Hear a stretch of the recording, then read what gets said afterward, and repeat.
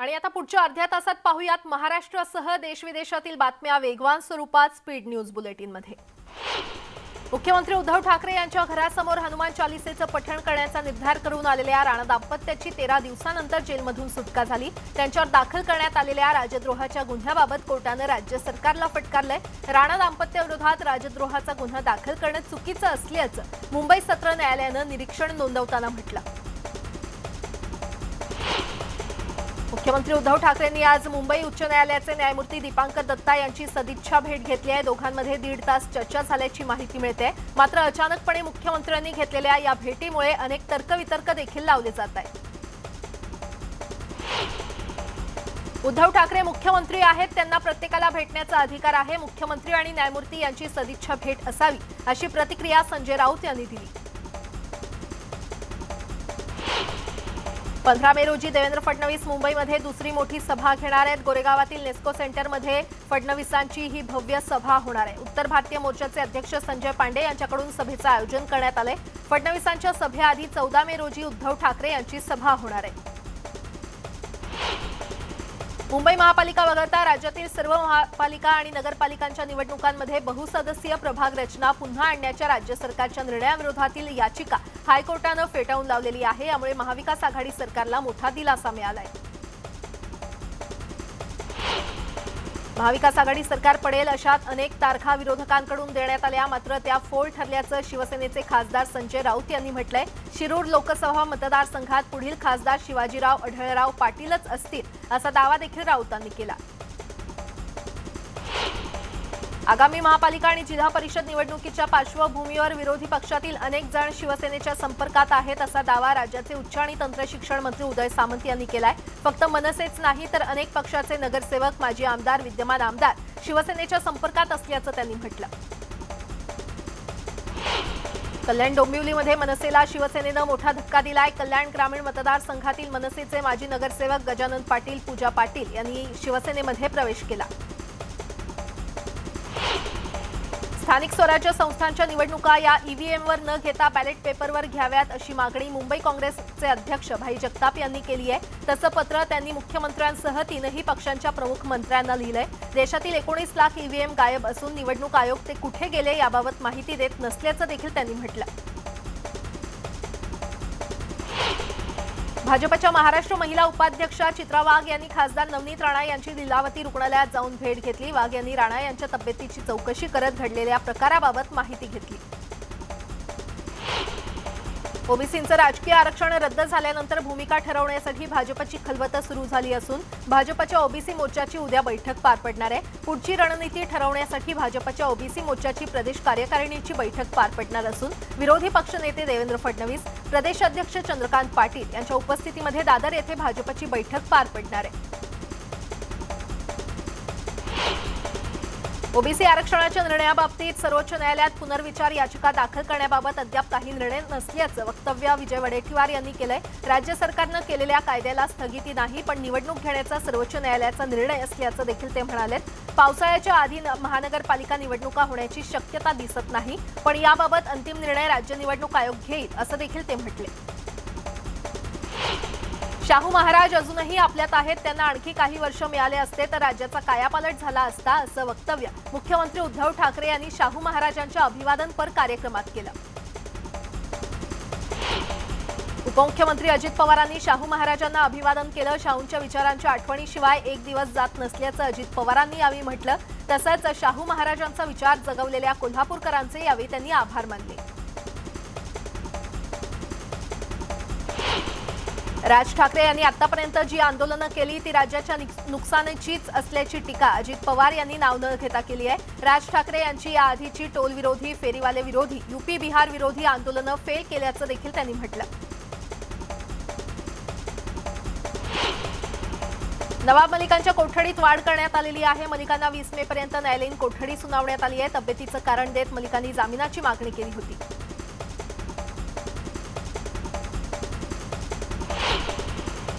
मनसे अध्यक्ष राज ठाकरे यांच्या विरोधात राजद्रोहाचा गुन्हा दाखल करण्याचे आदेश द्या अशी मागणी करणारी जनहित याचिका मुंबई उच्च न्यायालयात सादर करण्यात आली। राज ठाकरेंनी महाराष्ट्रातील कायदा सुव्यवस्था बिघडवण्याचा प्रयत्न केल्याचा आरोप या याचिकेतून करण्यात आलाय। या याचिकेवर सुनावणी होण्याची शक्यता आहे। मुंबईत शाहू महाराजांचं स्मारक व्हावं अशी इच्छा संभाजीराजे छत्रपतींनी बोलून दाखवली आहे। तसंच कोल्हापुरात होणाऱ्या आंतरराष्ट्रीय स्मारकाला केंद्रानं निधी द्यावा अशी मागणी देखील संभाजीराजेंनी केली आहे। भाजप खासदार सुजय विखे पाटील यांनी महाविकास आघाडीवर टीका केलेली आहे। महाविकास आघाडी सरकारच्या काळात एकही काम झालं नाही। जे भूमिपूजन करण्यात येतंय ती कामं भाजपच्या काळात झालेली असल्याचं विखे पाटील म्हटलेत। तर सरकारकडून जिल्ह्यात एकही काम करण्यात आलेलं नाही। भाजपनं केलेल्या कामांची यादी वाचवून दाखवू असं देखील विखे पाटील म्हटले। मुख्यमंत्री उद्धव ठाकरे जेवढा दावा करत आहेत तेवढे पैसे केंद्राकडे नाहीत तर राज्याकडेच केंद्राचे पैसे बाकी असल्याचा दावा केंद्रीय अर्थ राज्यमंत्री भागवत कराड यांनी केलाय। परभणीतील कृषी संजीवनी महोत्सवाच्या उद्घाटनासाठी ते आले होते। ओबीसी आरक्षण हे राज्य सरकारचंच अपयश असल्याचा आरोप देखील त्यांनी यावेळी केला। नवी मुंबईतल्या पावणे MIDC मध्ये एका कंपनीला लागलेली आग अजूनही धुमसते। दुपारी 4च्या सुमारास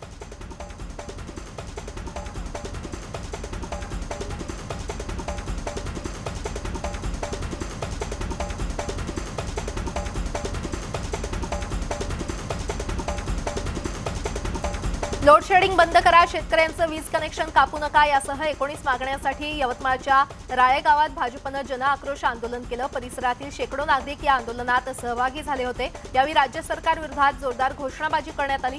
माजी मंत्री आमदार अशोक उईके यांनी या मोर्चाचं आयोजन केलं।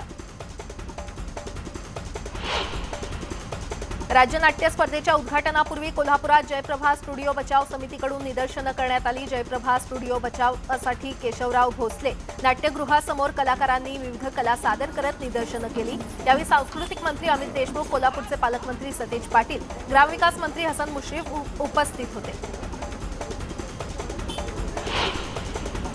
नागपुरात यंदाच्या उन्हाळ्यात 4 स्टार बस जळालेल्या आहेत। सुदैवानं या दुर्घटनांमध्ये प्रवाशांचा जीव वाचलाय, पण अनफिट बस रस्त्यावर का चालवल्या जातात असा प्रश्न विचारला जातोय। सध्या 167 स्टार बस भंगारात जाण्याच्या स्थितीत असून देखील रस्त्यावर धावतायत, त्यामुळे प्रवाशांमध्ये नाराजी आहे। नवी मुंबईतल्या पावणे MIDC मध्ये एका कंपनीला लागलेली आग अद्यापही धुमसते। दुपारी 4च्या सुमारास या कंपनीला आग लागली होती। MIDC मधील तब्बल 8 कंपन्यांपर्यंत ही आग पसरली। आगीचा भडका पाहता ही आग लगेच थांबेल याची शाश्वती नाहीये, पण ही आग वाढू नये यासाठी अग्निशमन दल कार्यरत आहे। तर तिकडे नाशिकमध्ये देखील वणवा पेटलाय। एअरफोर्सच्या भागात हा वणवा पेटला। हजारो हेक्टर वणवा पेटल्यानं सगळीकडे आगीचे लोळ दिसतायत। अग्निशमन दलाच्या गाड्या दाखल झाल्या असून आगीवर नियंत्रण मिळवण्याचे प्रयत्न सुरू आहेत। जवळच विमानतळ असल्यानं धोका वाढलाय। गडचिरोली जिल्ह्यातील भूसुरुंग विरोधी वाहनाला अचानक आग लागल्याची घटना घडल्यानं खळबळ उडाली आहे। दरम्यान प्रसंगावधान राखत 12 जवान वेळीच वाहनातून उतरल्यानं मोठी दुर्घटना टळली। आग नक्की कशामुळे लागली याबाबत स्पष्ट झालं नसलं तरी शॉर्ट सर्किटनं आग लागली असावा असा अंदाज व्यक्त करण्यात येतोय।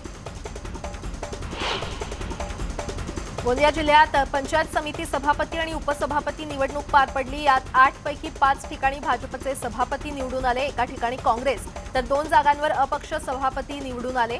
आमगाव, गोरेगाव, तिरोडा, सडक, अर्जुनी, देवरीमध्ये भाजपचे सभापती आणि उपसभापती निवडून आले।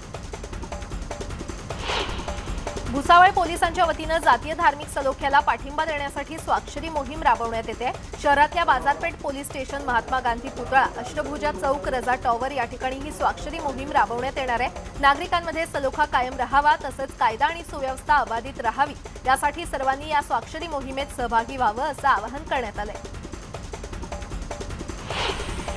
संत गाडगेबाबा अमरावती विद्यापीठात काँग्रेस प्रणित NSUIनं आंदोलन केलं। उन्हाळी परीक्षा ऑनलाईन घेण्याची मागणी या आंदोलकांनी केली। प्रदेशाध्यक्ष आमिर शेख आणि पालकमंत्री यशोमती ठाकूर यांची मुलगी आकांक्षा ठाकूर यांच्या नेतृत्वाखाली हे आंदोलन पार पडलं।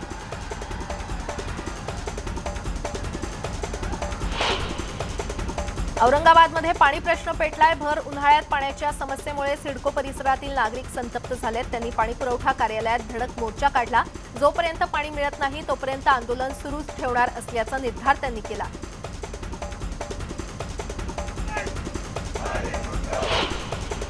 औरंगाबादेत पेटलेल्या सिडको पाणी प्रश्न आंदोलनात आता मनसेनं उडी घेतली आहे। मनसे जिल्हाध्यक्ष सुमित खांबेकर कार्यकर्त्यांसोबत आंदोलनस्थळी पोहोचले होते।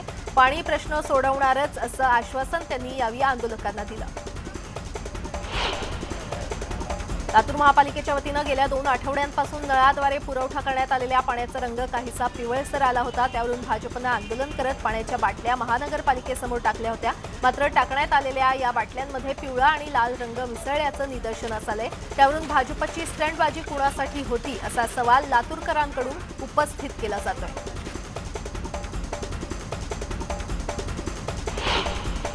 नागपुरात स्वच्छता कर्मचाऱ्यांनी पुन्हा संप पुकारलाय। विविध मागण्यांसाठी कर्मचाऱ्यांनी संप पुकारला असून शहरातील बऱ्याच भागात कचरा संकलन ठप्प आहे। लक्ष्मीनगर, धरमपेठ, धंतोली, नेहरूनगर आणि हनुमान नगर या 5ही झोनमधील कचरा उचलला गेला नाहीये।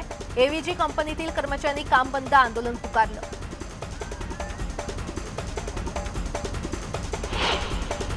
कांद्याला हमी भाव मिळत नाही, मात्र कांद्याच्या बियाण्याला हमखास हमी भाव मिळत असल्यानं आता काही शेतकरी बियाणे निर्मिती करताना दिसतायत। नारायणगावच्या सविता कोळेकर मागील अनेक वर्षांपासून हेच काम करतायत। घरगुती कांद्याच्या ढेंगळ्यापासून तयार केलेले खात्रीशीर बियाणे अनेक शेतकरी सविता यांच्याकडून घेतायत। त्यामुळे इतर कांदा उत्पादक शेतकऱ्यांनी देखील हा उपक्रम राबवणं गरजेचं आहे। औरंगाबादमधील लासूर स्टेशन परिसरातील कांदा मार्केटमध्ये मजुरांच्या 2 गटात तुफान हाणामारी झाली। यात महिला आणि पुरुष कामगारांच्या वादात दगडांनी मारहाण केली। किरकोळ वादामुळे ही हाणामारी झाली। सांगली जिल्ह्यातील मिरजमध्ये 2 गटात हाणामारी झाली। काठ्या रॉडच्या झालेल्या हल्ल्यात एक जण जखमी झाला। समीर मुल्ला असं जखमी झालेल्या व्यक्तीचं नाव आहे। या प्रकरणी 5 जणांविरोधात गुन्हा दाखल करण्यात आलाय। राज्यभरात भोंग्याच्या आवाजावरून वाद सुरू असतानाच मनमाडला पालिकेच्या घंटागाडीवरील भोंगा चर्चेत आलाय। पालिकेची घंटागाडी शहरात सकाळपासून फिरून कचरा गोळा करते। कचरा गोळा करत असताना या गाडीवर भोंगा अथवा घंटा न लावण्याची मागणी केली जाते। यंदा विक्रमी उष्म्यानं हैराण केलं असतानाच मान्सूनची गुड न्यूज मिळालेली आहे। देशात 10 दिवस आधीच मान्सून दाखल होईल। 20 किंवा 21 मे रोजी तो केरळच्या किनारपट्टीवर धडकेल। तसंच पुढील काही दिवसात देशाच्या उर्वरित भागात मान्सूनची बरसात होईल असा अंदाज वर्तवण्यात आलाय।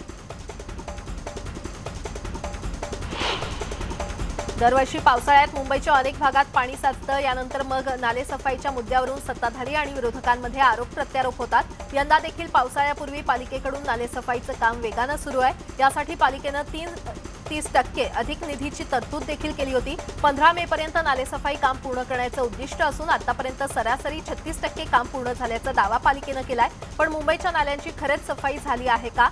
पालिकेच्या दाव्यात किती तथ्य आहे यावर विरोधकांनी आक्षेप घेतलाय। नवी मुंबईतील एपीएमसी मार्केटमध्ये हापूस आंब्यांची आवक वाढल्यामुळे आंब्याचे दर अर्ध्या किमतींवर आलेले आहेत। सुरुवातीला 1000 ते 1500 रुपये डझन किमतीनं मिळणारा हापूस आंबा आता 200 ते 500 रुपयांवर आलाय। दिवसाला जवळपास 90,000 पेट्यांची आवक होत असल्यामुळे आंब्याचे दर घसरलेत। राज ठाकरेंच्या अल्टिमेटमनंतर आता मुंबई पोलिसांनी ध्वनी प्रदूषण गांभीर्यानं घेतलंय। ध्वनी प्रदूषणाच्या तक्रारी हाताळण्यासाठी तब्बल 91 अधिकाऱ्यांची फौज मुंबई पोलिसांनी तैनात केली आहे। केवळ भोंगेच नाही तर सण आणि उत्सवांच्या निमित्तानं जोरजोरात ढोल ताशे वाजवणं, साऊंड सिस्टमवरून गाणी लावणं, आवाजाचे फटके उडवणे यासाठी मुंबईकर आता या अधिकाऱ्यांकडे तक्रार करू शकतील। भुसावळ तालुक्याच्या तापमानामध्ये दिवसेंदिवस वाढ होते। 45 अंश सेल्सिअसच्या वर भुसावळ तालुक्याचं तापमान वाढलेलं आहे। यामुळे भुसावळ नगरपालिकेनं शहरात 5 ठिकाणी उष्माघात कक्ष सुरू केलाय। या कक्षामध्ये दररोज 8 ते 10 उष्माघात असणारे रुग्ण दाखल होत असल्याची माहिती समोर आली आहे। गेल्या आठवड्याभरापासून तापलेल्या वर्धा जिल्ह्याचं तापमान 44.4 अंश सेल्सिअसवर पोहोचलंय। त्यामुळे जनजीवन विस्कळीत झालं असून वाहतुकीवर देखील परिणाम होतोय। पुढचे काही दिवस तापमानाचा पारा वाढलेलाच असेल असा अंदाज वर्तवण्यात येतोय। हरियाणातल्या कर्नालमध्ये अटक करण्यात आलेल्या 4 दहशतवाद्यांचे नांदेड कनेक्शन उघड झाल्यानंतर नांदेड पोलीस सतर्क झालेले आहेत। नांदेड आणि पंजाबमधील कुख्यात दहशतवादी रिंधासाठी हे 4 आरोपी काम करत असल्याचं उघड झालंय। त्यानंतर रिंधा टोळीतील इतरांच्या घराची झाडाझडती करण्यात आली। तलवारीनं वाढदिवसाचा केक कापणाऱ्या तरुणाचा एक व्हिडिओ वाशिममध्ये व्हायरल झाला होता। हा व्हिडिओ समोर आल्यानंतर मानोरा पोलिसांनी आरोपी तरुणाला अटक केली आहे। वाशिमच्या गिरोलीमधील सुफियाना शेख या तरुणानं 4 मे रोजी वाढदिवसाचा केक तलवारीनं कापला। त्यानंतर ते स्टेटस आपल्या व्हॉट्सअॅपवर ठेवलं होतं। पोलिसांनी आर्म्स ऍक्ट नंतर गुन्हा दाखल करून त्याला अटक केली। बीडच्या पिंपळनेर पोलीस स्टेशन हद्दीत दरोडेखोरांनी धुमाकूळ घातला। 4 ठिकाणी चोरी करून लाखो रुपयांचा मुद्देमाल लंपास केला। यात चोरी करताना चोरटे सीसीटीव्ही कॅमेऱ्यामध्ये कैद झालेत। त्यामुळे परिसरात भीतीचं वातावरण निर्माण झालंय। चोरट्यांचा बंदोबस्त करण्याची मागणी ग्रामस्थांनी केली आहे। बुलढाणा जिल्ह्यातील भेंडवळ येथे वर्तवण्यात येत असलेल्या भेंडवळची भाकीत ही विज्ञान युगातील एक थोतांड असल्याची प्रतिक्रिया अंधश्रद्धा निर्मूलन समितीनं दिली आहे। जादूटोणा विरोधी कायद्यानुसार अंधश्रद्धायुक्त कार्यक्रम पसरवणं, अंधश्रद्धेची भाकीत करणं हे गुन्हा असल्याचं अनिसनं म्हटलंय। भेंडवळ येथील भाकीत करणाऱ्या वाघ महाराजांना कारवाईचा इशारा दिलाय। एरवी विरोधकांना आपल्या बोलण्यानं फुलटॉस देणाऱ्या संजय राऊतांनी मात्र बारामतीच्या मैदानावर क्रिकेट खेळण्याचा आनंद घेतला। यावेळी त्यांनी चांगलीच फटकेबाजी केली आहे। त्यांच्यासोबतच शिवसेना नेते सचिन अहिर देखील होते। राजश्री शाहू छत्रपतींना स्मृती शताब्दीनिमित्त सांगलीमध्ये अभिवादन करण्यात आलं। सिव्हिल चौकात अँब्युलन्सच्या सायरनवर 100 सेकंद स्तब्ध उभं राहून अभिवादन करण्यात आलं। सिव्हिल चौकात अँब्युलन्स एकत्र करत अँब्युलन्सचा सायरन वाजवत आणि नंतर 100 सेकंद उभं राहून कृतज्ञता व्यक्त करण्यात आली। उत्तर महाराष्ट्रात बैल बाजारासाठी अग्रेसर मानल्या जाणाऱ्या तळोद्याच्या कालिका यात्रेत आतापर्यंत 800हून अधिक बैलांची खरेदी विक्री झाली आहे। केवळ 3च दिवसात 1 कोटींची उलाढाल झाल्यानं शेतकऱ्यांनी समाधान व्यक्त केलंय। चंद्रपूर शहरात भर दुपारी एका घरात हरण शिरल्यानं एकच खळबळ उडाली। या हरणावर उपचार करून त्याला लोहार वनक्षेत्रात सोडण्यात आलं। रस्त्यात भरकटल्यानं किंवा पाण्याच्या शोधात हे हरण शहरात शिरलं असावं असा अंदाज वर्तवण्यात येतोय। सध्या जंगलातील नदी नाले कोरडे पडल्यामुळे वन्य प्राण्यांना पाण्यासाठी भटकंती करावी लागते। पाण्याच्या शोधात एक काळवीट 70 फूट खोल विहिरीत पडलं। वनविभागानं अथक प्रयत्न करून काळविटाला विहिरीतून बाहेर काढून जीवनदान दिलं। विहिरीतून बाहेर पडल्यावर काळविटानं जंगलात धूम ठोकली। येवला तालुक्यातील देशमाने गावातली ही घटना आहे।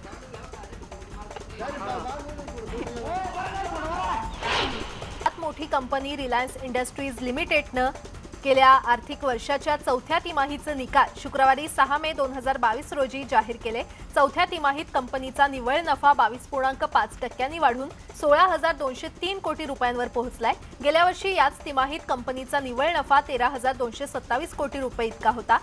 यावर्षी पूर्वी याच तिमाहीत कंपनीचा निव्वळ नफा 3,360 कोटी रुपये इतका होता।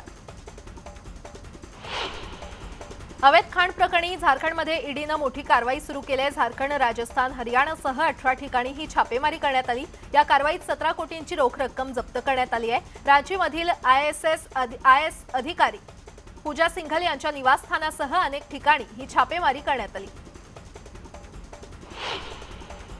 कोलकात्यातील एका युवा भाजप कार्यकर्त्याच्या हत्येचं प्रकरण चांगलंच तापलंय। केंद्रीय गृहमंत्री अमित शहा यांनी मृत कार्यकर्त्याच्या कुटुंबियांची भेट घेतली। तसंच या प्रकरणाची CBI मार्फत चौकशीची मागणी केली आहे। अर्जुन चौरसिया असं मृतावस्थेत आढळलेल्या कार्यकर्त्याचं नाव असून त्याचा मृतदेह लटकलेल्या अवस्थेत आढळला होता। फूड डिलिव्हरी फर्म झोमॅटोचे संस्थापक आणि CEO दीपिंदर गोयल यांनी 700 कोटी रुपये दान केलेत। ही संपूर्ण रक्कम त्यांनी त्यांच्या कर्मचारी स्टॉक ऑप्शन प्लॅन्सच्या भागातून कमाई करून वितरण भागीदारांच्या मुलांच्या शिक्षणासाठी दिली आहे। त्यांच्या या पावलामुळे त्यांच्यावर सध्या कौतुकाचा वर्षाव होतोय। डॉक्टर स्ट्रेंज या चित्रपटाच्या doctor strange in the multiverse of madness या दुसऱ्या भागाची प्रेक्षक बऱ्याच दिवसांपासून वाट पाहत होते आणि आता त्यांची प्रतीक्षा संपली असून हा चित्रपट रिलीज झालाय। जगभरातील अनेक प्रेक्षकांनी हा चित्रपट पाहिला असून चाहते चित्रपटाचं कौतुक करतायत।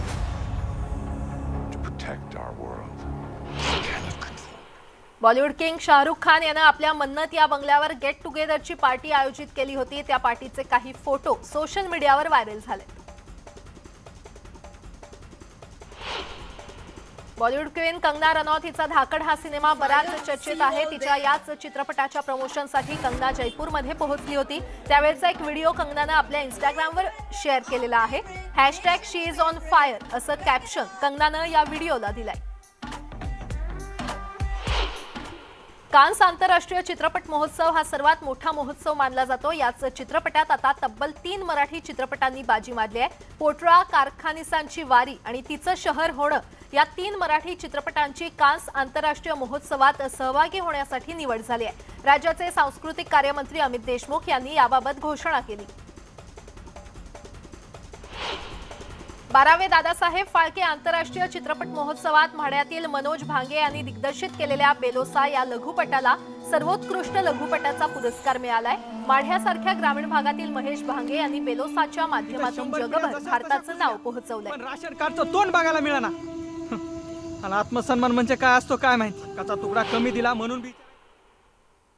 या बातम्यांसह बुलेटिनमध्ये वेळ झाली इथेच थांबण्याची, मात्र ताज्या बातम्यांसाठी पाहत रहा न्यूज 18 लोकमत।